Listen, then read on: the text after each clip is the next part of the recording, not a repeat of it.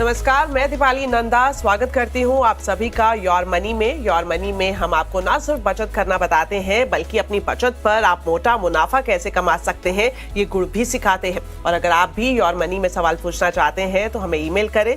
हमारा email ID है yourmoney@nw18.com। साथ ही आप हमें 7045220000 पर अपना सवाल व्हाट्सएप भी कर सकते हैं।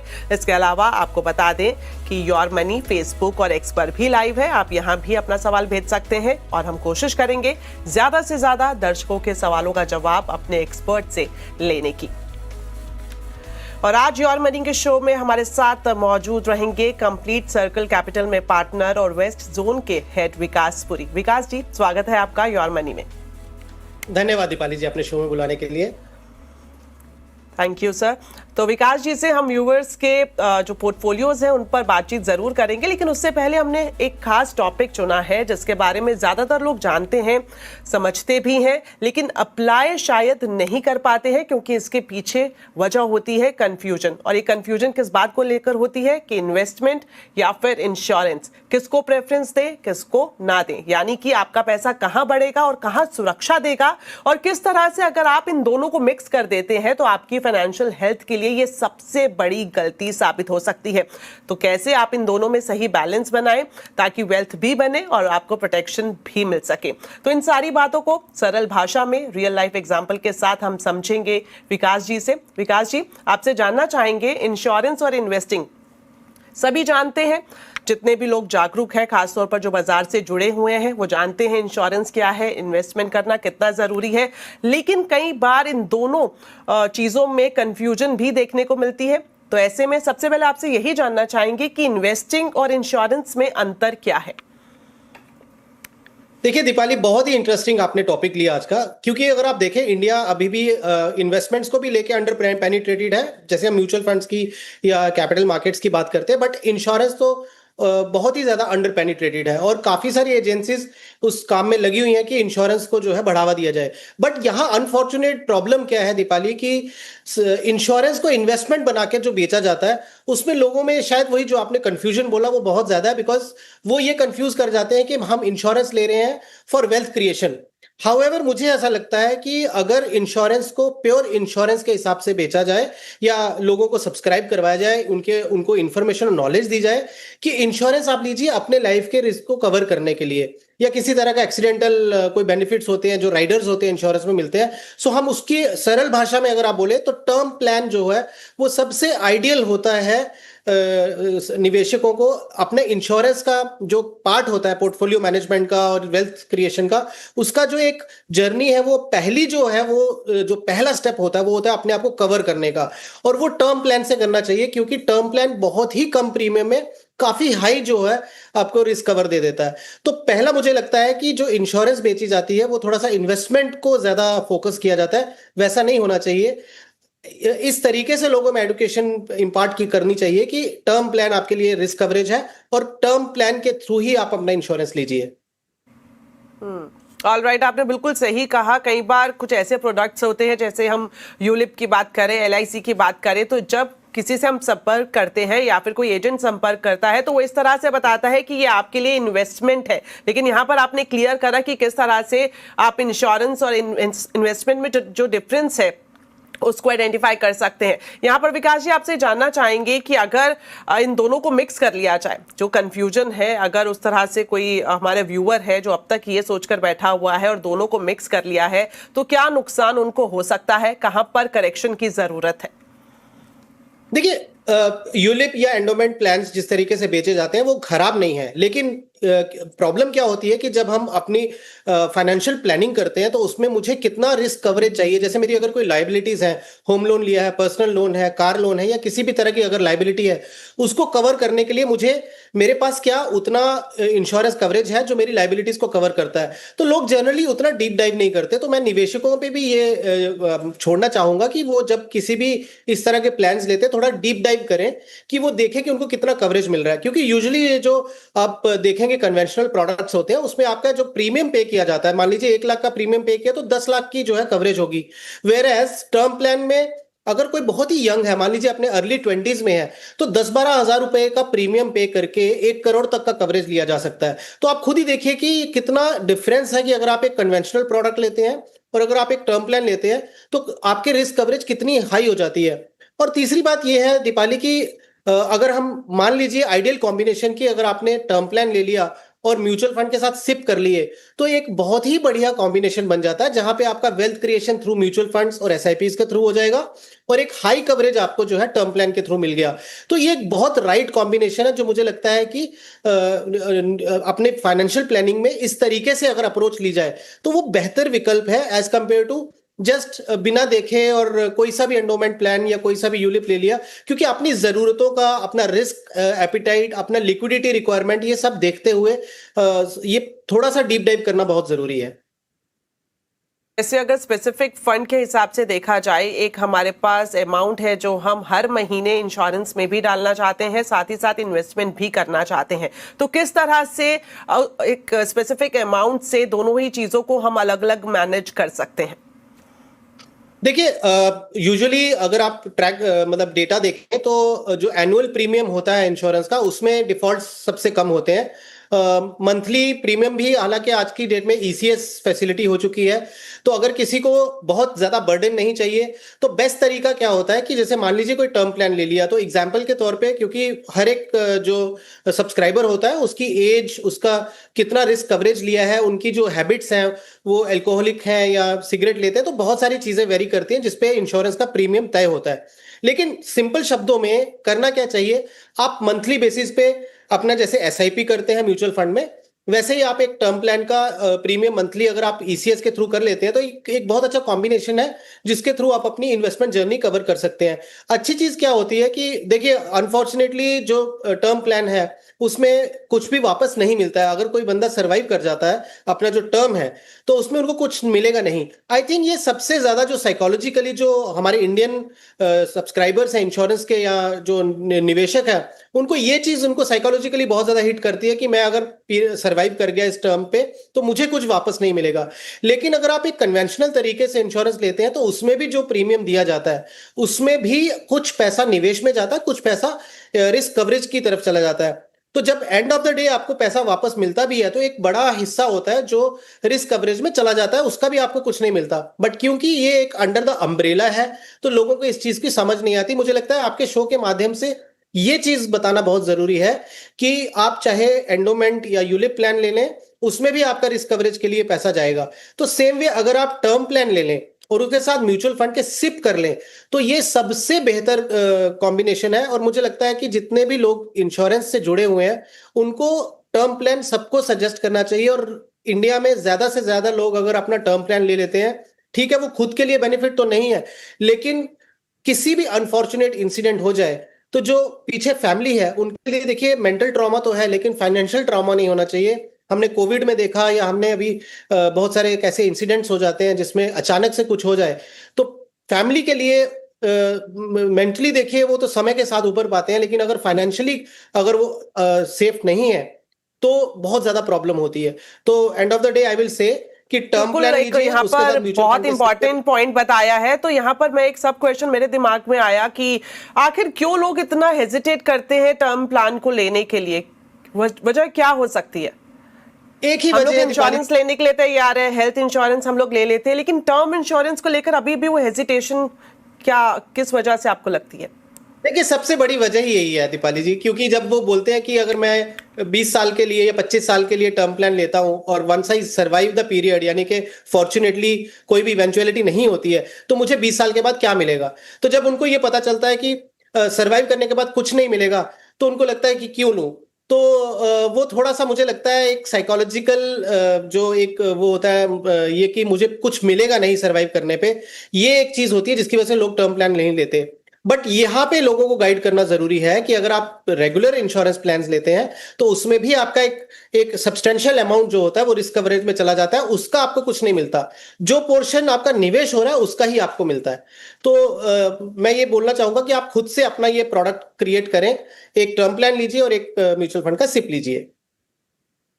तो अगर हम इन्वेस्टमेंट और इंश्योरेंस की बात करें तो सबसे अच्छा ऑप्शन आपके पास क्या हो सकता है, ये विकास जी ने बताया कि आप सिप की तरफ जा सकते हैं और साथ ही साथ टर्म प्लान भी ले सकते हैं। और हम भी यही अपील करेंगे इंश्योरेंस कंपनियों से कि वो भी ज़्यादा से ज़्यादा इस जो पूरा प्रोडक्ट है इसको लेकर निवेशकों के बीच में जाए, कंज्यूमर्स के बीच में जाए और जागरूकता फैलाएं।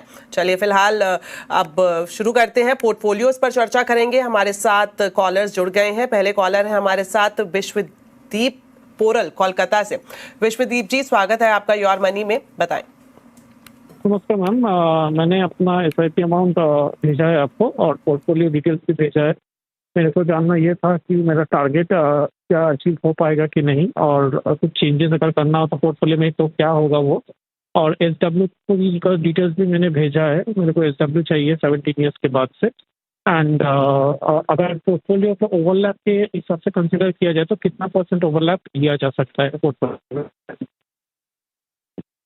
तो इन्होंने जो हमें अपना पोर्टफोलियो भेजा है विकास जी, ये अभी सिप कर रहे हैं मंथली 1,30,000 की। पोर्टफोलियो की वैल्यू की बात करें तो 10,62,000 के आसपास है और 17 साल में इनका लक्ष्य है 12 करोड़ का। लॉन्ग टर्म के हिसाब से ये देख रहे हैं, अलग अलग फंड्स में ये सिप करते हैं और ओवरलैपिंग को लेकर खासतौर पर जानना चाह रहे हैं क्या कुछ स्ट्रैटेजी इनको बनानी चाहिए, बताएं।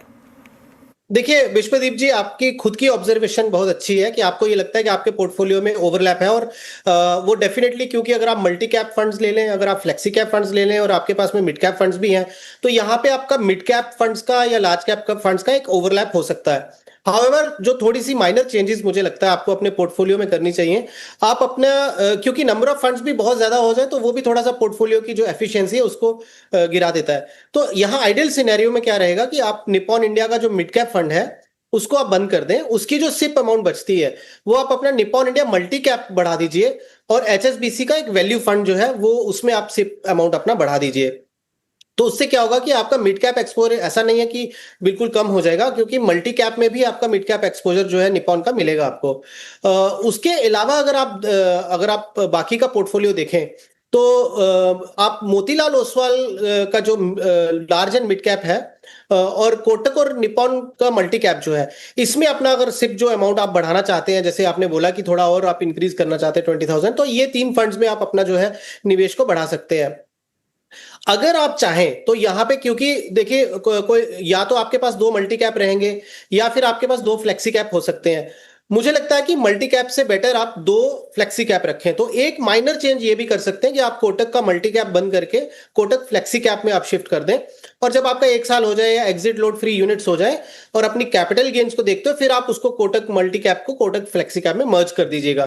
तो ये 2-3 जो चेंजेस हैं जो मुझे लगता है आपको करेंगे तो आपका पोर्टफोलियो को थोड़ा ओवरलैप कम होगा और आपका और थोड़ा सा एफिशिएंट हो जाएगा पोर्टफोलियो।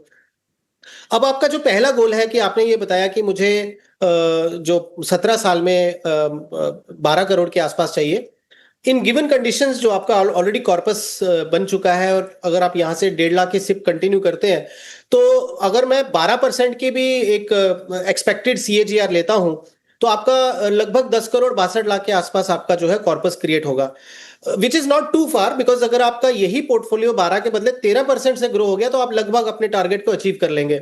और going back the track record of your existing funds, तो मुझे लगता है कि 13% कोई मुश्किल नहीं है इन फंड्स को अचीव करने के लिए। तो ब्रॉडली आप जो है अपना टारगेट में है और बीच में टॉप अप करते रहेंगे तो बहुत इजीली आपका टारगेट अचीव हो जाएगा। हाउएवर, इसमें मैंने आपके जो यूलिप आपने जो इन्वेस्टमेंट्स बताई हैं, तो उसका मैंने जो आपका जो कॉर्पस क्रिएट होगा वो मैंने तो इसमें फैक्टर इन किया ही नहीं। अगर आप उसको फैक्टर इन करते हैं तो आप बहुत ही इजीली अपना जो है 12 करोड़ का जो है टारगेट जो है अचीव कर लेंगे। अब आपने ये बोला है कि मुझे 17 साल के बाद में जो है 5 लाख रुपए का SWP करना है। और इसमें अच्छी चीज क्या है विश्वदीप जी, जब आप रिटायर होने वाले होंगे, जैसे मान लीजिए यहां से 13-14 साल के आसपास जब हो जाएंगे, तब आप अपने पोर्टफोलियो को जो रिस्कियर एसेट्स या रिस्कियर फंड्स है उसको आप शिफ्ट करिएगा थोड़ा सा मोर कंजर्वेटिव अप्रोच में। और जब आप वहां पे अपने पोर्टफोलियो को थोड़ा कंजर्वेटिव बनाएंगे तो शायद पोर्टफोलियो की यील्ड आपकी जो आज की तारीख में 12-13 की हो सकती है, वो हम एक एवरेज पकड़ लें 9 से 10% के आसपास की हो सकती है। इन दैट सिनेरियो अगर आप 5 लाख रुपए महीना भी निकालते हैं 12 करोड़ से, तो भी आपका 5% का ही आपका विड्रॉल हो रहा है। और एक्सपेक्टेड है कि अगर आपका पोर्टफोलियो 9-10% से ग्रो किया तो आपका ये पोर्टफोलियो ग्रो भी करता रहेगा। आपको एसडब्ल्यूपी आप इजीली 5 लाख का ले भी सकते हैं। आने वाले और 2-4 साल के बाद में जब आपका कॉर्पस और बड़ा हो गया तो आपके पास एक बहुत अच्छी बैंडविड्थ हो जाएगी कि आप वो 5 लाख के बदले 6 लाख का या 7 लाख का आपको विड्रॉल ले लें with respect to the inflation. तो बहुत ही अच्छी स्ट्रैटेजी आपने बनाई है और बहुत ही रियलिस्टिक गोल के साथ आप चल रहे हैं। All the very best to you. Alright, तो काफ़ी विस्तार से हमारे गेस्ट ने आपको बताया किस तरह के छोटे चेंजेस करके आप और भी ज़्यादा अच्छा पोर्टफोलियो और स्ट्रॉन्ग पोर्टफोलियो अपने टारगेट के हिसाब से बना सकते हैं। चलिए, अगला पोर्टफोलियो है उमेश लाल जी का और पिथौरागढ़ से। इन्होंने ईमेल के जरिए अपना पोर्टफोलियो हमें भेजा है। विकास जी, इनकी जो मंथली सिप है वो 46,000 की है। अभी जो पोर्टफोलियो की वैल्यू है वो 66 लाख है और 10 साल का लक्ष्य लेकर चल रहे हैं, 10 से 15 करोड़, और ये सालाना स्टेप अप भी कर सकते हैं 10 से 12% का। और पोर्टफोलियो पर अगर हम नजर डाल लें तो इनके पास पराग पारिक फ्लेक्सी कैप 8,000 की सिप ये कर रहे हैं। मोतीलाल ओसवाल फ्लेक्सी कैप में 7,000, एसबीआई लार्ज कैप फंड है 6,000, HSBC mid cap fund 5,000, HDFC hybrid equity 5,000 ये इन्वेस्ट कर रहे हैं। और वहीं आगे बढ़े तो निपॉन स्मॉल कैप फंड में 4,000 का निवेश है, एक्सिस स्मॉल कैप फंड में 4,000, ICICI Pru US blue chip में 4,000, एचएसबीसी स्मॉल कैप फंड 3,000। तो काफी डाइवर्सिफाई इनका पोर्टफोलियो दिख रहा है और एक मुश्त निवेश भी इन्होंने किया है एसबीआई ऑटोमोटिव ऑप्स फंड में 1 लाख का। तो क्या रहेगी 10 साल में, किस तरह की स्ट्रैटेजी इस पोर्टफोलियो के हिसाब से बनानी चाहिए? देखिए दीपाली जी, उमेश जी का सबसे पहले जो आप देखेंगे तो एक तो नंबर ऑफ फंड्स बहुत ज्यादा है और दूसरा स्मॉल कैप फंड्स में बहुत ज्यादा इनका एक्सपोजर है। तो मुझे लगता है वहां पे इनको थोड़ा रिस्ट्रक्चर करने की जरूरत है। For example, HSBC small cap को अगर सिप को बंद करें और एचएसबीसी मिड कैप का सिप बढ़ा दें तो वो ज्यादा बेहतर रहेगा। उसी तरीके से एक्सिस स्मॉल कैप का भी अगर ये सिप बंद कर दें और वो जो अमाउंट इनका जो वहां से बचता है ये मोतीलाल ओसवाल का और पराग पारिक फ्लेक्सी कैप का जो है वहां पे ये अपना निवेश बढ़ा दें तो एक बेटर विकल्प रहेगा। और आईसीआईसीआई जो यूएस लार्ज कैप फंड और उसको अगर ये शिफ्ट करके आईसीआईसीआई प्रू वैल्यू फंड कर दें, it is a better option. Because अगर आप ओवरसीज एक्सपोजर की बात करें तो मुझे लगता है India stands a far better chance of wealth creation, तो वो एक better option. And again SBI large cap की जगह SBI large and mid cap fund, ये तो कुछ चेंजेस है जो मुझे लगता है इनको पोर्टफोलियो में कर देनी चाहिए। 46,000 की सिप चल रही है, 66 लाख का अगर इनका पोर्टफोलियो है, अगर मैं 12% से भी कैलकुलेट करता हूं तो भी इनका 3 करोड़ के आसपास कॉर्पस क्रिएट होगा। 10 साल में 10 से 15 करोड़ का जो एक्सपेक्टेशन है बहुत हाई है दीपाली जी। उसके लिए इनको लगभग 4.5 लाख रुपया मंथली एसआईपी करनी पड़ेगी अगर 10 साल में ये टारगेट अचीव करना है। तो थोड़ा रियलिस्टिक होना पड़ेगा इनको, थोड़ा थोड़ा टॉप अप और ये सब करते रहेंगे तो 3 करोड़ से 3.5 करोड़ 4 करोड़ तक की तो उम्मीद की जा सकती है। ऑलराइट, तो थोड़े से रियलिस्टिक आपको देखनी पड़ेगी पूरी सिचुएशन को। और जिस तरह से विकास जी ने आपको सजेशन दिया कि आप थोड़ा शिफ्ट करें स्मॉल कैप से मिड कैप की तरफ आएं और स्टेप अप या फिर टॉप अप करना तो बेहद ज़रूरी है पोर्टफोलियो में। चलिए, बात है योर मनी में हम लगातार बातचीत कर रहे हैं हमारे दर्शकों के पोर्टफोलियोज पर और बातचीत में हमारे साथ मौजूद हैं आज विकास पुरी जी। आगे बढ़ते हैं, हमारे साथ अगले कॉलर जुड़ गए हैं मनोज दास बेंगलोर से। मनोज जी, स्वागत है आपका। बताएं कैसा है आपका पोर्टफोलियो और क्या जानना चाह रहे हैं आप? हाँ जी, मैंने पोर्टफोलियो भेजा हूँ और मेरा मंथली अच्छा भी चल रहा है 50 और मेरा पोर्टफोलियो तो मैंने देख लीजिए थोड़ा मतलब सही है कि नहीं और कुछ बदलाव करना चाहता हूँ कि नहीं। और मेरा कुछ लमसम भी अमाउंट है, ऐसा भी चल रहा है, थोड़ा देख के मुझे थोड़ा बताएंगे कुछ इसमें कुछ चेंजेस करना चाहिए कि नहीं। ठीक, ओके, थैंक यू। ऑलराइट, तो इनके पोर्टफोलियो को एक बार देख लेते हैं। मंथली सिप ये 50,000 की कर रहे हैं। अभी जो पोर्टफोलियो की वैल्यू है वो लगभग 14 लाख तक पहुंच गई है। 10 साल में इनका लक्ष्य 1 करोड़ का है और सालाना स्टेप अप ये 10% का कर सकते हैं। पोर्टफोलियो में अगर हम देखें तो पराग पारिक फ्लेक्सी कैप 11,000 का इन्वेस्टमेंट ये कर रहे हैं, बंधन small cap fund 10,000, HSBC value fund 10,000, Motilal Oswal Nifty small cap 250 index 7,000, HDFC mid cap opportunity fund 6,000, SBI contra fund 6,000 और इनका कुछ फिक्स इन्वेस्टमेंट भी है। तो क्या लग रहा है पोर्टफोलियो को देखकर सर, बताएं विकास जी। मनोज जी, ऐसे ब्रॉडली आपका पोर्टफोलियो अच्छा है, लेकिन कुछ अगर इसकी एफिशिएंसी को बढ़ाना हो या थोड़ा सा रिस्ट्रक्चर करना हो तो कुछ चेंजेस है जो मैं सोचता हूं आपको करनी चाहिए। तो फॉर एग्जांपल, आप एचडीएफसी का जो बैफ है, बैलेंस एडवांटेज फंड, उसको आप मर्ज कर दें एचडीएफसी मिड कैप के साथ में। उसके अलावा आप निपॉन इंडिया जो लार्ज कैप फंड है वो आप एग्जिट कर लें, एग्जिट करके, और ये जरूर देखिएगा कि वो 1 साल पूरा हो चुका हो और आपका कैपिटल गेन्स भी जरा एक बार देख लीजिएगा। बट आपको जब चांस लगे इस तरह से एग्जिट करके आप पराग पारिक फ्लेक्सी कैप में टॉप अप कर दें उस अमाउंट को। इसी तरीके से आप आईसीआईसीआई का जो रिटायरमेंट फंड है वहां से भी आप एग्जिट करें, और एग्जिट करने के बाद आप जो एसबीआई कॉन्ट्रा आपका सिप चल रहा है उसी में आप टॉप अप कर दीजिएगा। थर्ड चेंज जो है वो है मोतीलाल का जो आपका स्मॉल कैप का फंड चल रहा है सिप का, उसको आप बंद करें, और यहां पे आपका जो मोतीलाल ओसवाल का लार्ज एंड मिड कैप जो आपने लमसम 1 लाख किया है वहां पे आप सिप को जो है वो आप स्टार्ट करें, और धीरे धीरे फिर ये जो निफ्टी स्मॉल कैप फंड है इसको आप Motilal Oswal large and mid cap में शिफ्ट कर दें। वो मैंने इसलिए बोला कि आपका जो स्मॉल कैप का एक्सपोजर है वो आप बंधन स्मॉल कैप के थ्रू प्ले करें, और मोतीलाल ओसवाल का लार्ज एंड मिड कैप बहुत अच्छा फंड है, आप उसमें शिफ्ट हो जाए तो ज्यादा बेहतर रहेगा। मल्टी एसेट फंड जो आपने रखा है उसको आप कंटिन्यू करें, उसमें कोई चेंज करने की जरूरत नहीं है, और जब जब कभी आपको लगे आने वाले समय में गोल्ड का या सिल्वर का करेक्शन होता है तो तब आप इसमें वो टॉप अप भी कर सकते हैं अपने मल्टी एसेट फंड में। But as a tactical play बहुत अच्छा है आपका पोर्टफोलियो में ये फंड का होना। अब आपने 14 लाख का जो लगभग ऑलरेडी कॉर्पस आपका बन चुका है, और आपकी जो सिप चल रही है, अगर 50,000 की सिप और 14 लाख को मैं अगर कैलकुलेशन पर्पज से 12% का भी अगर मैं कैलकुलेशन करता हूं तो भी आप 1,55,00,000 के आसपास आप जो है पहुंच जाएंगे। तो टारगेट तो आप बहुत इजीली अपना अचीव कर लेंगे। ओवरऑल पोर्टफोलियो भी बहुत अच्छा है, बट अगर ये माइनर चेंजेस आपको लगता है, if you are in sync with me, तो आप ये चेंजेस जो है वो कर सकते हैं।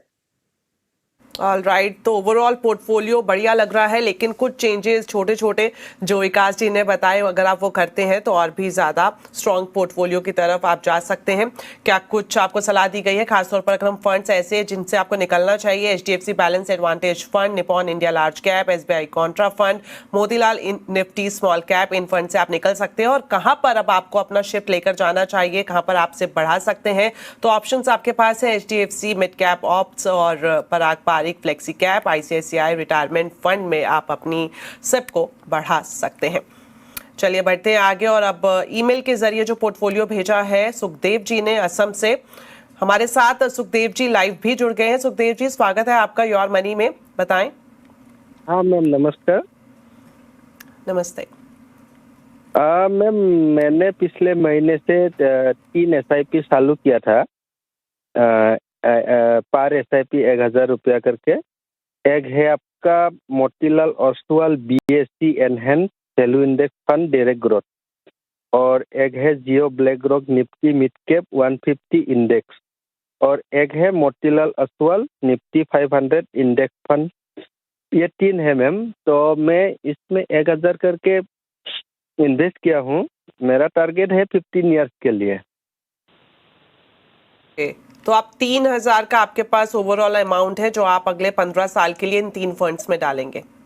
हाँ मैम, हाँ हाँ। और क्या टारगेट है सर आपका? हाँ हाँ मैम, सॉरी, क्या लक्ष्य है सर? लक्ष्य है 15 साल में क्या मेरे बेटे के लिए। हाँ, मेरा बेटा अभी 3 साल का है, तो 15 साल में 18 ईयर्स हो जाएगा, तो उसके पढ़ाई के बारे में ऐसा टारगेट है मेरा। ओके, ठीक है। तो विकास जी, इन्होंने पिछले महीने से ही शुरुआत की है, एक बढ़िया कदम इन्होंने इन्वेस्टमेंट की तरफ बढ़ाया है। 3,000 रुपये इनके पास है और 3 ही स्टॉक में ये सिप कर रहे हैं। 15 साल के लिए इनका लक्ष्य है। तो ये जानना चाह रहे हैं अभी जो इनके पास फंड्स है, Motilal Oswal BSE enhance value index में 1,000 है, Jio BlackRock Nifty mid cap 150 में 1,000 डाल रहे हैं, और Motilal Oswal Nifty 500 index fund में भी 1,000 डाल रहे हैं अगले 15 साल के लिए। क्या फंड सिलेक्शन सही है? क्या कहना चाहेंगे इनके पोर्टफोलियो में? देखिए सुखदेव जी, ये तीनों जो फंड्स हैं, अगर आप मोतीलाल ओसवाल निफ्टी 500 इंडेक्स ले लेंगे तो ऊपर के दोनों फंड भी उसी का हिस्सा बन जाते हैं, बिकॉज ओवरलैप है। बट फिर भी अगर आप चाहते हैं तो 2 फंड आप कंटिन्यू रखें, जिसमें Jio BlackRock Nifty 150 index fund रख लें, वो थोड़ा एग्रेसिव हो जाएगा, और मोतीलाल ओसवाल का निफ्टी 500 इंडेक्स फंड रखेंगे तो मोर ऑफ फ्लेक्सी कैप आपको जो है बास्केट मिल जाएगी, या ये बोल सकता हूँ कि large cap, mid cap, small cap की बास्केट लगभग आपको उसमें मिल जाएगी। तो मोतीलाल ओसवाल का BSE enhanced value index fund को है उसका सिर्फ बंद कर दें, और वो जो अमाउंट बच रहा है वो आप Motilal Oswal Nifty 500 index fund में बढ़ा दें। तो 2 भी फंड लेकर चलेंगे तो आपका इसमें कोई नुकसान नहीं है, ये 2 फंड्स आप लेके चल सकते हैं। आपने 15 साल के लिए बोला, अगर आप 3,000 का ये इन्वेस्टमेंट अपना आप जारी रखते हैं, अगर पोर्टफोलियो 12% से भी ग्रो करता है, क्योंकि इंडियन मार्केट्स अगर आप देखें तो 13-14% की जो है कंसिस्टेंट ग्रोथ दी है लंबे समय के लिए, तो आप एक 15-16 लाख के आसपास कॉर्पस की उम्मीद कर सकते हैं। All right sir, thank you so much. वक्त आज के शो में इतना ही है। विकास जी, आज आप हमारे साथ शो में मौजूद रहे, दर्शकों के पोर्टफोलियो पर बातचीत की, उसके लिए बहुत बहुत धन्यवाद। और सभी दर्शकों का भी धन्यवाद। आप इसी तरह से हमें अपने पोर्टफोलियो से जुड़े सवाल भेजते रहें। और जाने से पहले आपको दिखा देते हैं विकास जी के टॉप 4 फंड्स।